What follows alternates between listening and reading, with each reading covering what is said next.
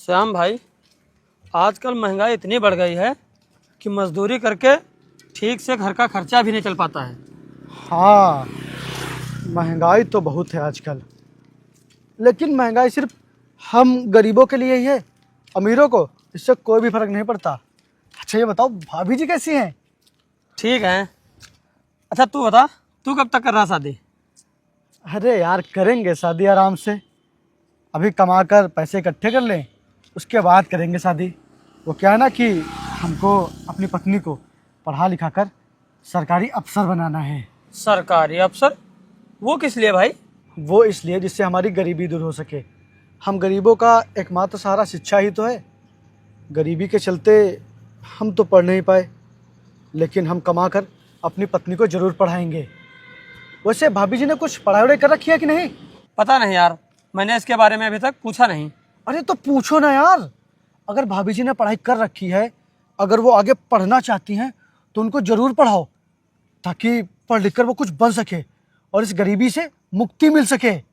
हाँ यार, एकदम सही कहा तुमने। इसके बारे में मैंने कभी सोचा ही नहीं। कल ही मैं अपनी बीबी से इसके बारे में बात करता हूँ। हाँ चलो चलते हैं, चलो।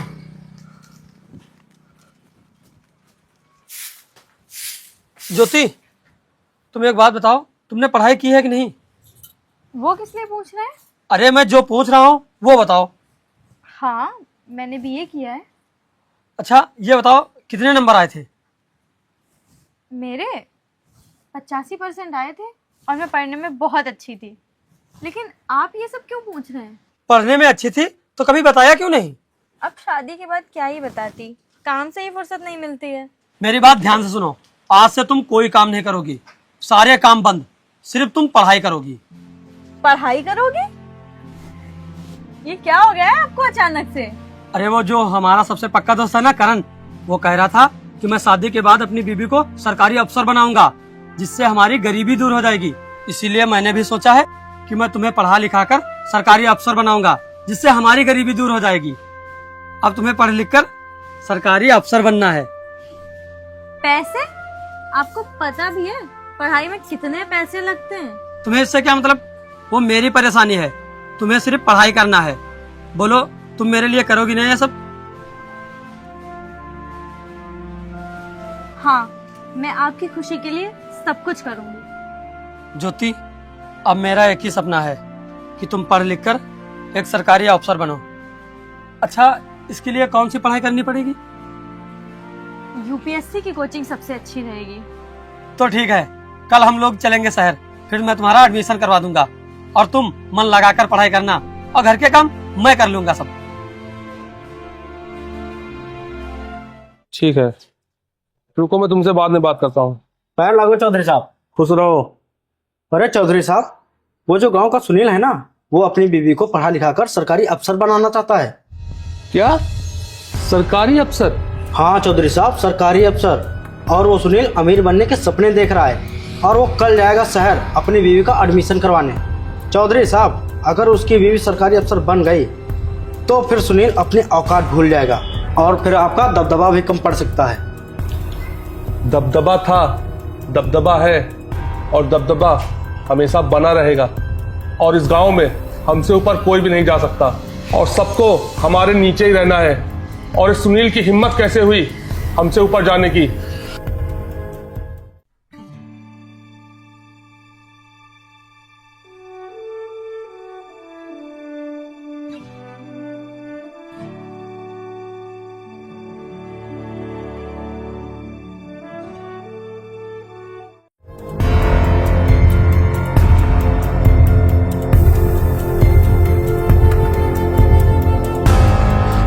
पालागू चौधरी साहब। सुनील, अगर तुम्हें खुश रहने का आशीर्वाद पाना है तो जाओ, वापस लौट जाओ और अभी तक जिस तरह जी रहे थे उसी तरीके से जियो। चौधरी साहब, मैं कुछ समझा नहीं।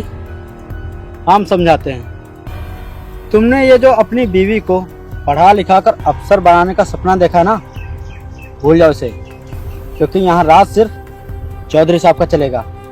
और जाओ, वापस घर लौट जाओ। तुम मजदूरी और वो झाड़ू पोंछा करेगी, इसी में तुम लोगों की भलाई है, समझे?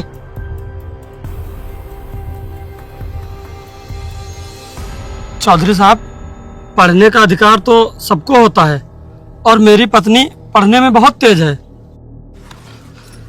चौधरी साहब, ऐसा मत करिए, मेरी बीवी को पढ़ने दीजिए, क्योंकि शिक्षा ही एक सहारा है हम गरीबों की गरीबी दूर करने का। अब तू चला जा यहाँ से, और अब तू मुझे और गुस्सा मत दिला, वरना बहुत बुरा हो जाएगा। एक बार मैंने बोल दिया ना कि तू अपनी बीवी को नहीं पढ़ाएगा, मतलब नहीं पढ़ाएगा। चल जा यहाँ से। चौधरी साहब, हम तो अपनी बीवी को पढ़ाएंगे, इस तरह आप जबरदस्ती हमको रोक नहीं सकते। चलो ज्योति, आओ।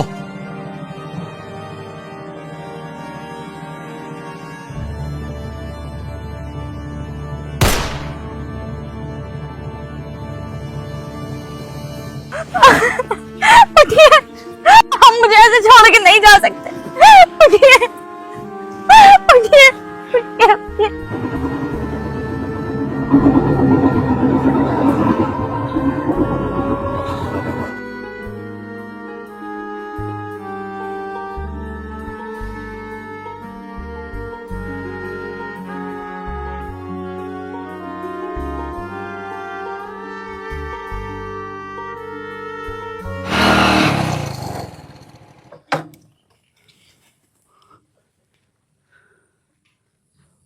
सुनील भाई,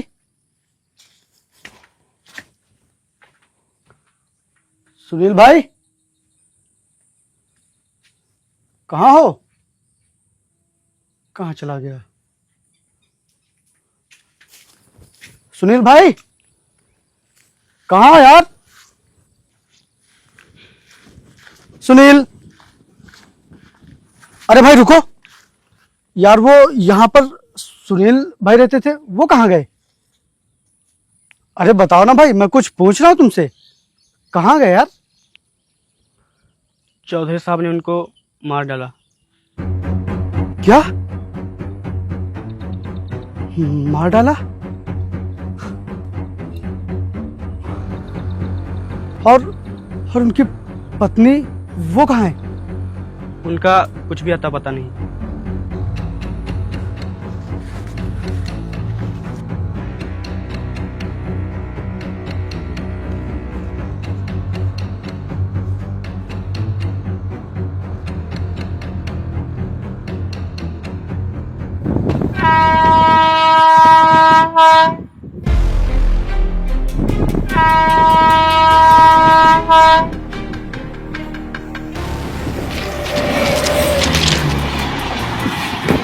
भाभी जी, आप एकदम पागल हो गए क्या? आप मरने क्यों जा रही हैं? छोड़ो मुझे छोड़ो, मुझे मर जाने दो। नहीं, भाभी जी पागल मत बनिए, आपके मरने से सुनील वापस नहीं आ जाएगा।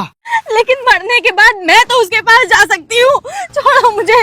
भाभी जी, मरने से कुछ भी ठीक नहीं होगा। हाँ, कुछ भी ठीक नहीं होगा मरने से। और आपके मरने से सुनील की आत्मा को कभी भी शांति नहीं मिलेगी, बल्कि उसकी आत्मा को शांति मिलेगी तो आपके कुछ बनने से। हाँ भाभी जी, अगर आप मर गई तो चौधरी की जीत हो जाएगी। अगर आप चाहती हैं कि सुनील की आत्मा को शांति मिले तो आपको उसका सपना पूरा करना होगा। सुनील के सिवा मेरा इस दुनिया में कोई भी नहीं था, एक वही मेरा सहारा था। दर की ठोकरें खाने से तो अच्छा है मैं मर जाऊंगी। छोड़ो मुझे। भाभी जी, मेरे होते हुए आपको कहीं भी भटकना नहीं पड़ेगा। मैं सुनील का दोस्त हूँ, करण। हाँ भाभी जी, मेरे होते हुए आप कहीं भी नहीं भटकेंगी। आप मेरे यहाँ रहेंगी और मेरे यहाँ रहकर सुनील का सपना पूरा करेंगी। हाँ भाभी जी, मैं पूरा करूंगा सुनील का सपना। सोचिए मत भाभी जी, ये समय सोचने का नहीं, कुछ करने का समय है, बदला लेने का समय है। क्योंकि जितना दुख सुनील के जाने से आपको है, उतना दुख मुझे भी है। अब चलिए मेरे साथ।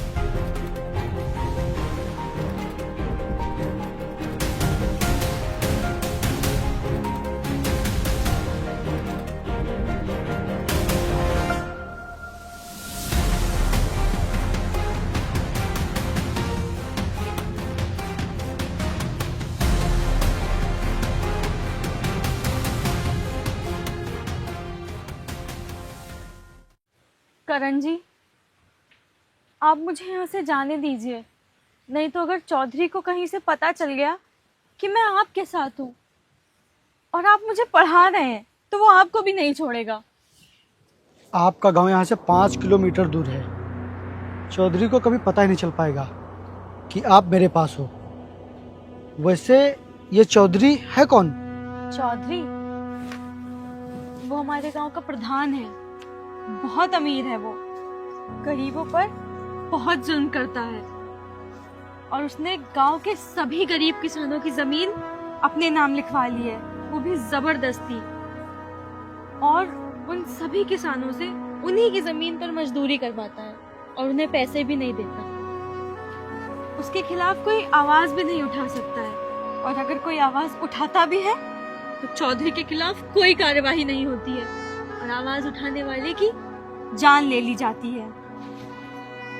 चौधरी चाहे जितना खतरनाक हो, चाहे जितना अमीर हो, लेकिन अब आपको हिम्मत नहीं हारनी है और अब आपको पीछे मुड़कर बिल्कुल भी नहीं देखना है, क्योंकि आपको अब सरकारी अफसर बनकर इन चौधरी जैसे लोगों का सफाया करना है। लेकिन क्या? हाँ, लेकिन क्या? मैं समझ गया। आप यही सोच रही हैं ना कि पढ़ाई में बहुत पैसे लगेंगे, इतने पैसे कहाँ से आएंगे? तो मैं आपको बता दूं कि मैं 5 साल से कमा रहा हूँ अपनी शादी के लिए। अभी तक तो मैं सोचता था कि मैं अपनी पत्नी को पढ़ा लिखा कर एक सरकारी अफसर बनाऊंगा, लेकिन अब अपनी पत्नी को सरकारी अफसर बनाने का सपना तो पूरा नहीं हो पाएगा, लेकिन अपने दोस्त की पत्नी को मैं सरकारी अफसर जरूर बनाऊंगा। अपने दोस्त का सपना मैं जरूर पूरा करूंगा।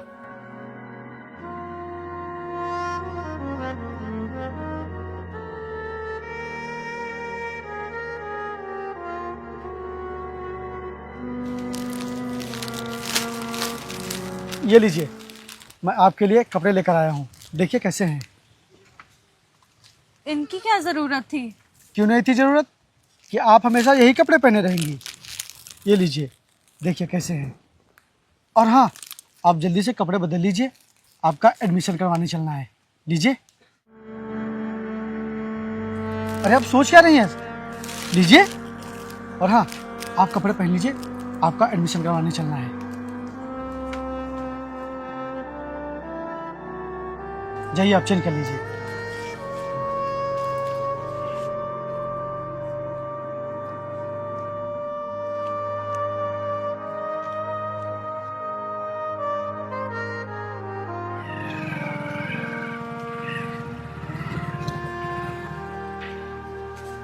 उतरिए। अब आपका एडमिशन हो गया है। अब से मैं आपको रोज कोचिंग लेकर चलूँगा। और हाँ, अब से आपका पूरा ध्यान सिर्फ और सिर्फ पढ़ाई पर होना चाहिए और किसी भी चीज़ पर नहीं। आप अंदर जाइए, मैं आपके लिए किताबें लेकर आता हूँ बाजार से।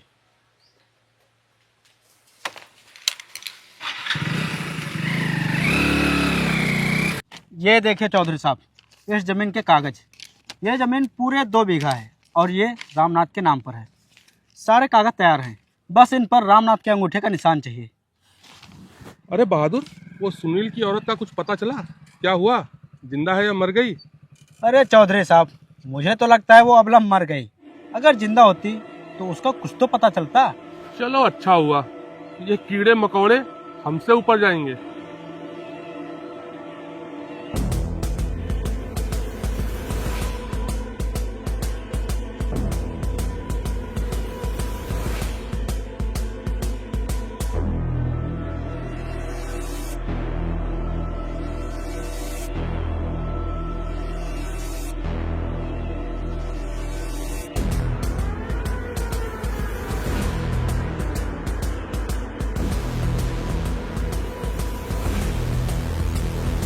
वहाँ तक ये सारी जमीन हम लोगों को कब्जा करना है। और ये जो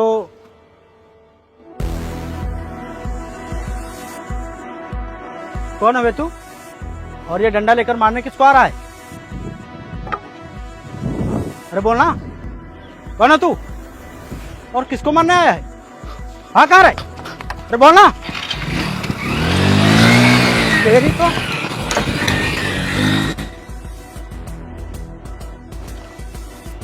कौन है ये बहादुर? पता नहीं चौधरी साहब कौन है। पता करो ये कौन है। ठीक है चौधरी साहब। ये देखिए, मैं आपके लिए किताबें लेकर आ गया हूँ। आपका एडमिशन भी हो गया और किताबें भी आ गई। अब सिर्फ आपका पढ़ना बाकी है। आपके दोस्त बहुत किस्मत वाले थे जो उन्हें आप जैसा दोस्त मिला, और अब मैं बहुत किस्मत वाली हूँ जो मुझे आप जैसा इंसान मिला जो मेरी इतनी मदद कर रहा है, वो भी बिना किसी स्वार्थ के। देखिए, इस तरह की बातें करके आप मुझे शर्मिंदा मत कीजिए। ये लीजिए किताब, आप पढ़ाई शुरू कीजिए, मैं खाना बनाता हूँ।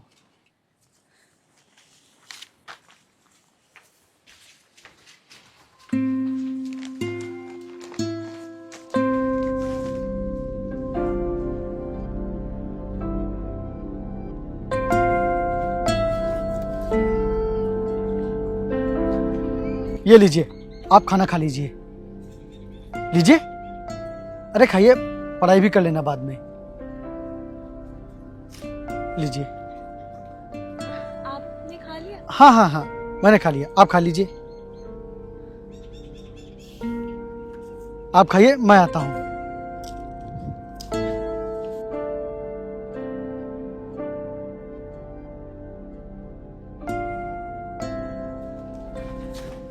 ये रहा टिफिन, इसमें खाना है, टाइम से खाना खा लेना।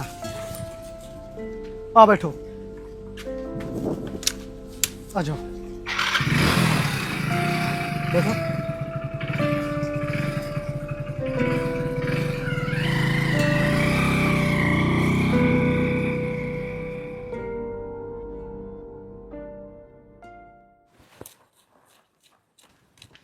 सुनिए, हाँ, वो मेरे ना एग्जाम स्टार्ट हो रहे हैं कल से। अरे वाह, तब तो फिर तुमको कोचिंग में सबसे ज्यादा नंबर लाने हैं। जी। तो फिर आज का पेपर कैसा हुआ? आज का एग्जाम तो बहुत अच्छा हुआ। मैंने ना सारे क्वेश्चंस किए, अरे वाह। और ये वाला।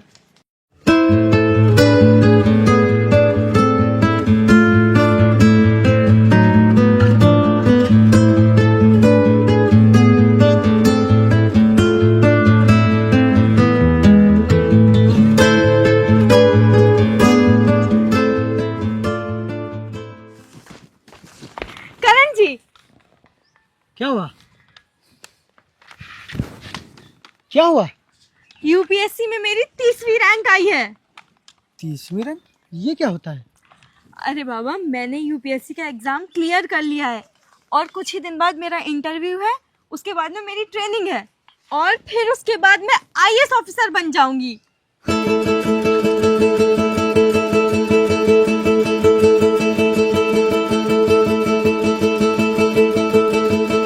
क्या हुआ? आज मेरा दोस्त सुनील जिंदा होता तो बहुत ही खुश होता, लेकिन वो आज ऊपर से देखकर बहुत ही खुश हो रहा होगा। सपना भले ही मेरे पति का हो, लेकिन उसे पूरा तो आपने ही किया ना। अगर आप नहीं होते तो मैं भी अपनी जान दे देती। आपने मुझे पढ़ाया लिखाया, इस काबिल बनाया। आपकी वजह से आज मैं इस मुकाम पे हूँ। मैं आपका एहसान कभी नहीं भूलूंगी। देखिए, अगर आप बार बार इस तरह एहसान की बातें करेंगी तो फिर मैं आपसे गुस्सा हो जाऊंगा और आपसे फिर कभी बात नहीं करूंगा। अरे रे, आप ये क्या कर रही हो? आशीर्वाद ले रही हूँ, क्योंकि उनके बाद मेरी देखभाल करने वाले और मुझे नई जिंदगी देने वाले आप ही एक नेक दिल इंसान हैं। मुझे आशीर्वाद दीजिए कि मैं आईएएस ऑफिसर बनकर ही वापस आऊं। रुकिए,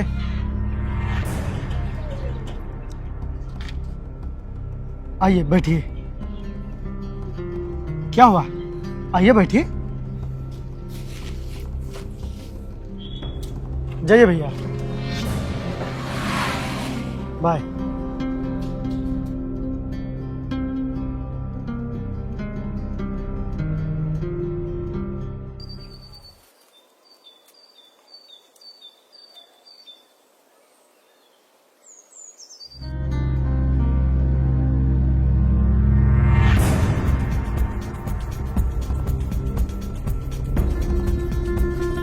आज तक किसी की हिम्मत नहीं हुई तो मुझे आंख उठाकर देख सके, और तूने मुझे मारने की कोशिश की। इतनी हिम्मत कहां से आई बे? और तुझे जितने दिन जीने थे तूने जी लिए, अब तुझे ऊपर जाना पड़ेगा, बिल्कुल अपने दोस्त की तरह। और हाँ, दोस्त से याद आया, सुना है उसकी बीवी को तूने ही सहारा दिया है। तूने ही सहारा दिया है ना? बोल, तूने ही सहारा दिया है ना? बोल बोल, तूने ही सहारा दिया है ना? बोल, मारो साले को।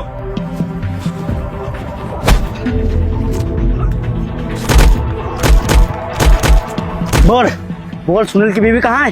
बोल रे, हो सकता है तेरी जान बच जाए। बोल। मुझे नहीं पता उसके बारे में, मैं नहीं जानता कि वो कहाँ है। इसका घर कहां पर है?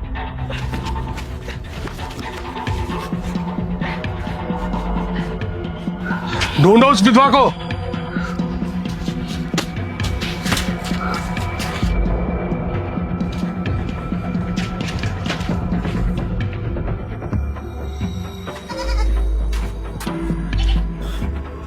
चौधरी साहब, पूरा घर छान मारा, लेकिन वो विधवा कहीं नहीं मिली। क्यों बे, कहां छुपा दिया उसे? वो मेरे साथ नहीं रहती है। सुनील के मरने के बाद उसने आत्महत्या कर ली थी।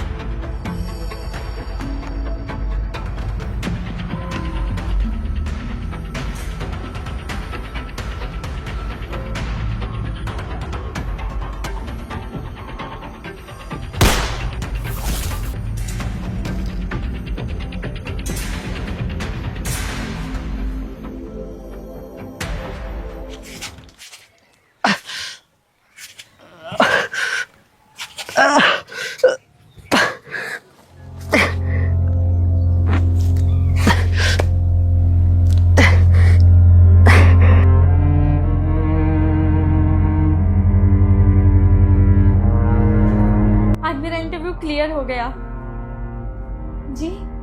मैंने आपका सपना पूरा कर दिया, और ये सब मुमकिन हो पाया है तो सिर्फ करण जी की वजह से।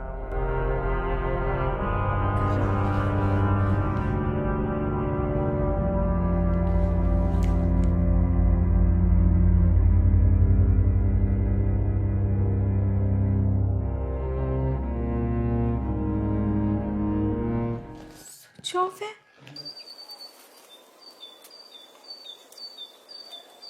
पता नहीं ज्योति किस हाल में होगी। अब मेरा यहाँ रहना बिल्कुल भी सही नहीं रहेगा, क्योंकि अगर यहाँ ज्योति के आने के बाद चौधरी को पता चला कि ज्योति यहाँ है तो वो ज्योति को नहीं छोड़ेगा। इसीलिए मैं यहाँ से कहीं दूर भाग जाता हूँ। जब ज्योति यहाँ आएगी तो मुझे यहाँ ना पाकर खुद ब खुद वो यहाँ से चली जाएगी और फिर कहीं अपनी दुनिया बसाएगी।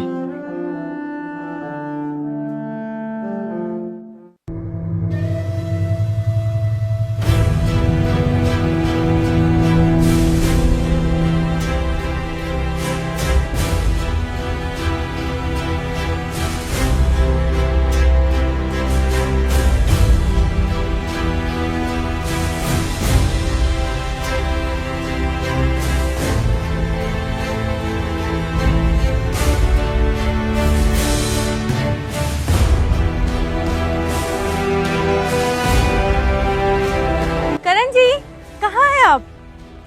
करण जी, कहाँ हैं आप? करण जी, कहाँ चले गए हैं आप? करण जी, करण जी, करण जी, कहाँ हैं आप? कहाँ हैं आप? ये कहाँ चले गए? करण जी, करण जी, कहाँ हैं आप?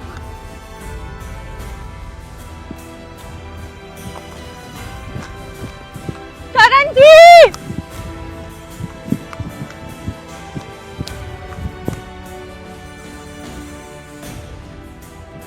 कहाँ हैं आप?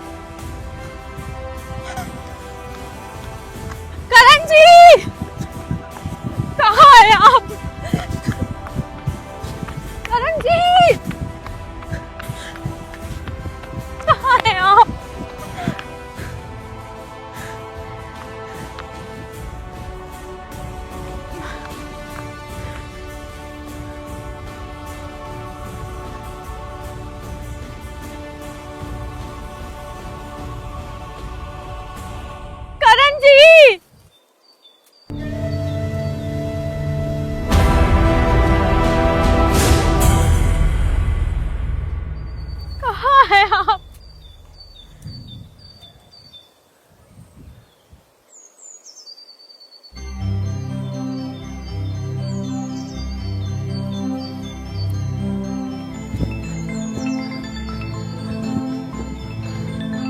उठिए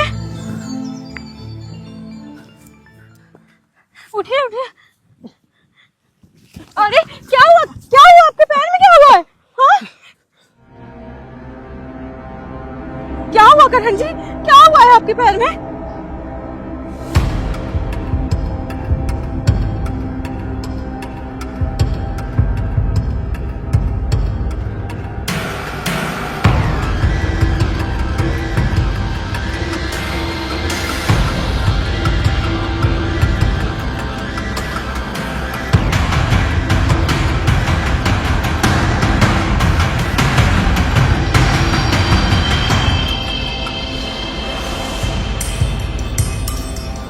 चौधरी साहब, इस फाइल में पूरे 15 किसानों के जमीन के कागज हैं और सभी के अंगूठे के निशान भी हैं। सिर्फ एक सुनील नाम का आदमी है, उसके अंगूठे का निशान नहीं है। लेखपाल साहब, सुनील की जमीन मिलाकर टोटल 15 किसानों की जमीन कल तक मेरे नाम हो जानी चाहिए। चौधरी साहब, काम तो हो जाएगा, लेकिन अच्छा प्रदीप, कल तक लेखपाल साहब के अकाउंट में पैसे पहुंच जाने चाहिए। ठीक है। लेखपाल साहब, कल आपके अकाउंट में पैसे पहुंच जाएंगे।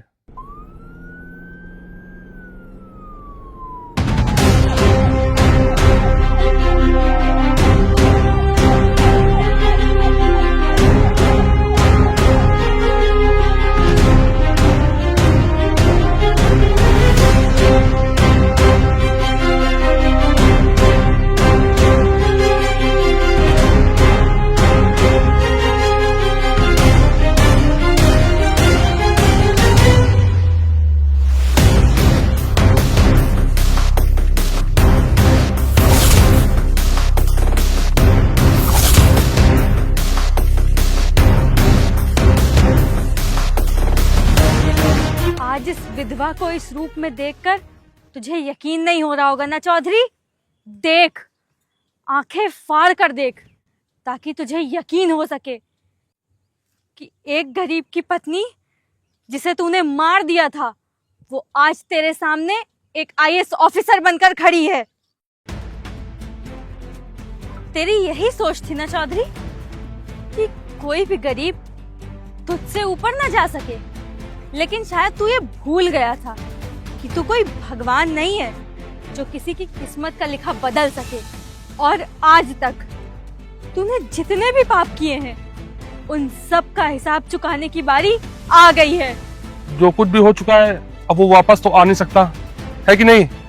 तो तुम्हें जितने भी पैसे चाहिए हम तुम्हें दे देंगे, बस मेरे खिलाफ कोई कार्रवाई मत करना।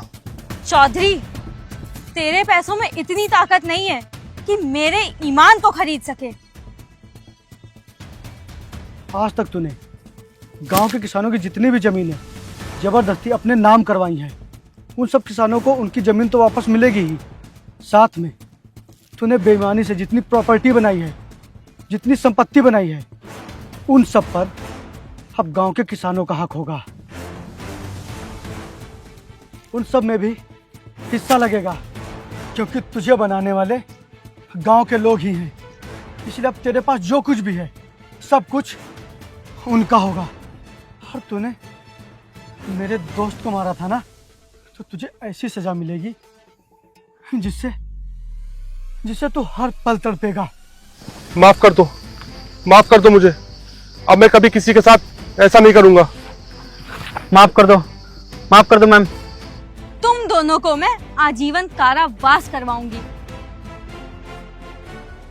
जिससे तुम्हारे पास सिर्फ और सिर्फ पछताने के अलावा और कोई चारा ना बचे।